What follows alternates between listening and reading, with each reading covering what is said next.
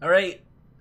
So we got more Dusk Road spoilers yesterday, same day as Curious Insatiable Seeker released. I think a couple minutes before I uploaded my spoiler video is when they started streaming in, and I looked at them and I was like, yeah, these are really cool, but they are also like sort of interesting draft cards and interesting like sort of meta changers.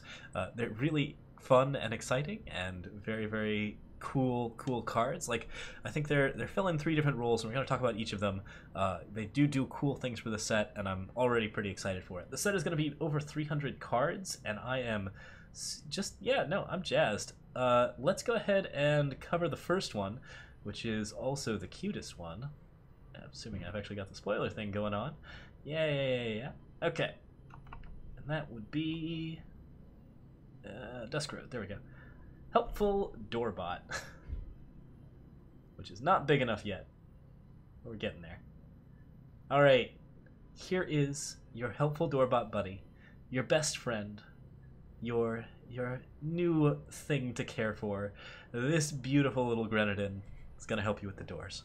Okay, so helpful Doorbot is a really interesting take on red, and it is very interesting in terms of what it's going to do in the meta, like as a card that you play either in draft or in ranked.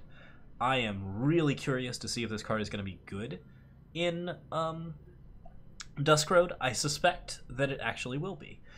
So it is a 0-cost 0/3. It is a Grenadin.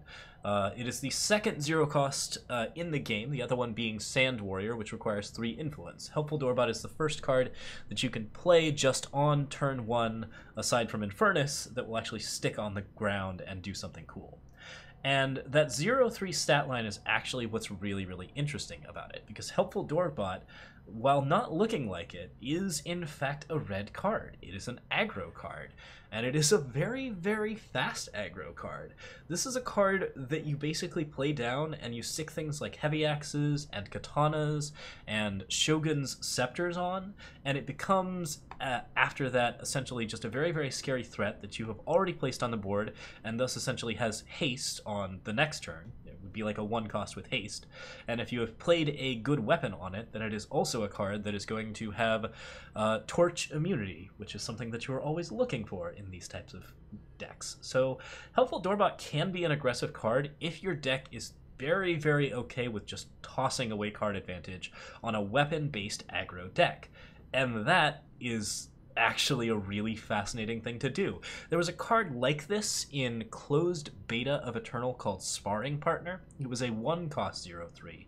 It got +3 when it got equipped with a weapon, which made it quite a bit more powerful, like in terms of just immediate impact, than Helpful Doorbot. But the result of it was that it was just an impossibly strong card. It was so good that it made Rakano just incredibly dominant, and it actually had to be more or less outright removed. So this card is sort of doing some of the same things that Sparring Partner does, which is presenting a really interesting aggro threat with weapons, and it is presenting a threat with weapons that cannot be torched. And those two things in combination are actually more threatening than you would expect on a Grenadin. That being said, this is still a 0-attack unit.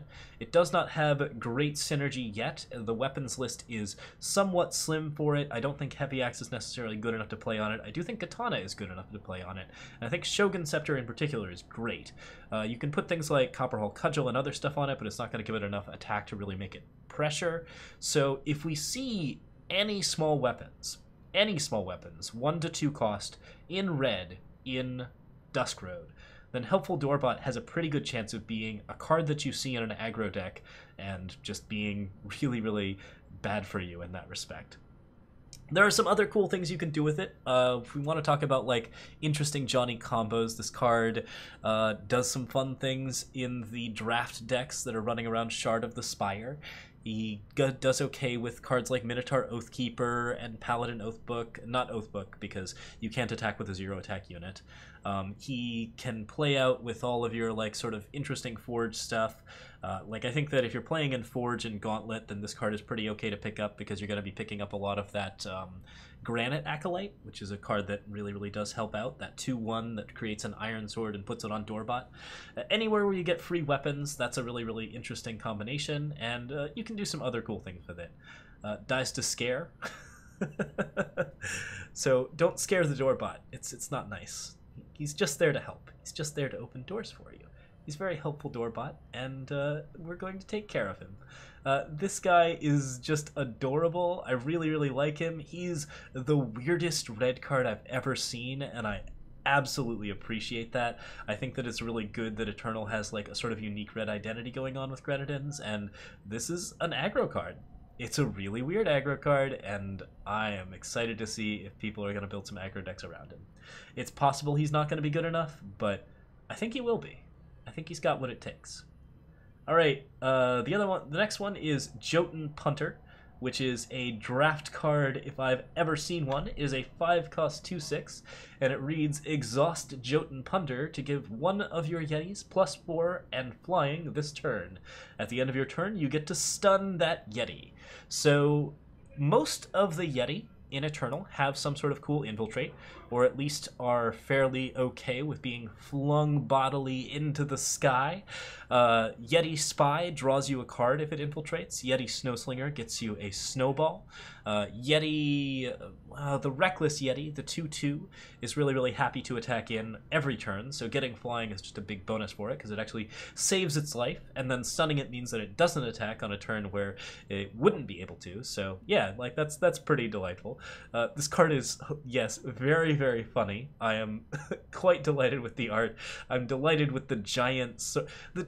The giant and Yeti relationship is one of the things that distinguishes Yetis from goblins, I think, in some senses, in Eternal, and it's also just like a really, really cute combination. The fact that there's two races that are obsessed with snowballs, one very serious and sort of forthright, and one that is just like sort of the goblins of Eternal. That's really, really fun. So yeah, this is a pretty interesting draft card. It's a lot of fun. This is a much more fun card than the 3/6 that's stunned that came out in Omens, and that card was kind of reasonable as sort of a small body that you could play to sort of make flyers happen. This card is a win condition for draft. It's absolutely just a grand pick. It's not only fun to play, but it's actually fairly powerful. And if you have a decent amount of Yetis and Jotun Hunter, then not only do you have the ability to be very aggressive and push across damage that you shouldn't otherwise be pushing across, but you also have a good blocker on the field. And keeping blockers on the field when you're playing flyers that are very, very durable is one of the things that is just a solid draft strategy when you're playing flyers, or when you're playing Yetis that turn into flyers. So Jotun Hunter is just a great draft card. This is going to be so much fun to play. It's mono blue. You can splash it just about anywhere. Like, this is so much fun in draft, and I'm very glad that this card exists. It's not powerful enough for ranked unless we get some crazy Yetis that are totally okay with being infiltrators, but yeah, like maybe you could do something with it. Like, I guess it is a 5-cost card that makes your 4/2 Yeti into a 8/2 Yeti. So if you're playing Champion of Fury into Jotun Hunter, that's not the worst thing you can drop on 5 in Yeti aggro. But I feel like it's probably not going to happen in ranked. Maybe. Nonetheless, great card. Jotun Hunter is absolutely delightful. Okay, and the last one is a real exciting legendary, and one that I think has been getting some salt on the Reddit. Last Stand at the Gate. This card is intense.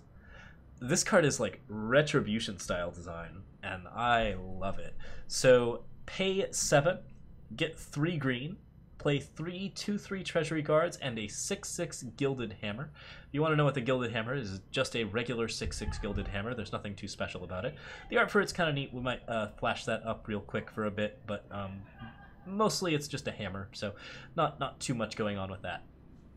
Okay, so this card is doing, in terms of stabilization, something very close to what Eight of the Huru does, which is to say it creates a bunch of units, it gives you a decent amount of life, and it actually has some influence on the board state because it plays the hammer, so you get to get rid of a unit as well. If you're playing against, like, say, 2 Sandstorm Titans on board, then you suddenly have 3/2/3 Treachery Guards, which can triple block a Sandstorm Titan, and you only lose 1. You have a 6/6 Gilded Hammer, which kills another Sandstorm Titan, and then you have 2 health, that's the tricky part, right? So Last Stand at the Gate's viability in ranked or draft depends entirely on how much reach cards in Omens and the previous sets and basically this set have. Like, if you are seeing a lot of cards that can deal 7 damage to face and can basically, like, recover from that position without any issues, or, like, just basically take the Last Stand at the Gate and get past it and deal the 7 damage, cards like, say, I don't know, like Steelbound Dragon, or Obrak the Feaster, or, like, just a really decent amount of aggression with some good exhausts. If you're playing a lot of red, you're usually pretty okay. Exhaust actually doesn't do it. You need Stray into Shadow with some big, like, sort of beefy guys. So depending on the shape of the meta, Last Stand at the Gate can just kill you. Like, you can play it, and then your health is 7 because you have a 6/6 hammer, and you might have actually had to even spend some of that on killing something. Like, but if your opponent is not playing a lot of burn, if there's not a lot of red going on in the setup, then you can set this up, you can have the hammer, you can have the treasury guards, and you can have, like, a very decent stabilization until the next turn when you do something like Leave a Witness, or you play out even more weapons, or you start gaining life again. Like, there are some, like, once you play this card, your objective is to recover the health, but you have an immediate board advantage that is actually really beneficial. So I think that Last Stand at the Gate might actually be playable, and I suspect it's going to be entirely about where the meta is and what kind of meta it is that we're looking at. But this card, for example, does work out pretty well against, say, Armory decks. Like, are you playing against an Armory deck?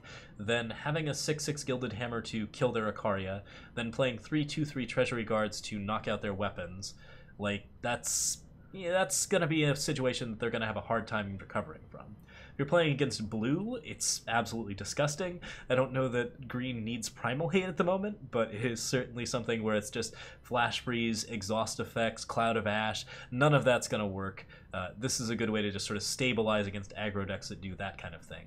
I think it's okay against Rally Queen type decks, but yeah, the health advantage is clearly, the health issue is clearly what you're going to be looking for, and it's important to note that that's kind of the scary thing.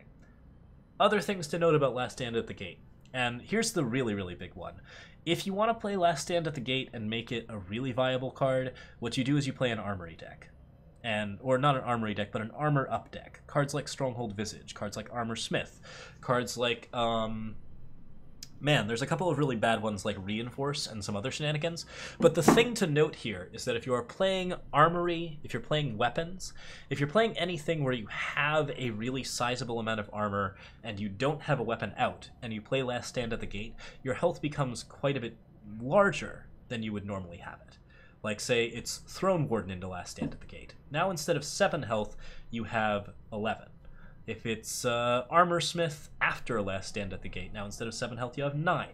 So, like, any situation where you have a sizable amount of armor, or you are accumulating armor every turn, Last Stand at the Gate's drawback becomes an advantage, because you don't lose it, or not an advantage, but it becomes sincerely mitigated, because you are no longer losing as much health, you are simply playing a sizable amount of armor. Someone is saying Plated Demolisher here. Yeah, like that kind of deck. If you're playing a bunch of armor gaining effects, Last Stand at the Gate will actually do something there. So this card's weird and wibbly, and it does present a really significant board state change. And that's the thing to sort of note about it. It is asking you for a very specific price, and you have to evaluate that price against the meta to see if it is a playable card.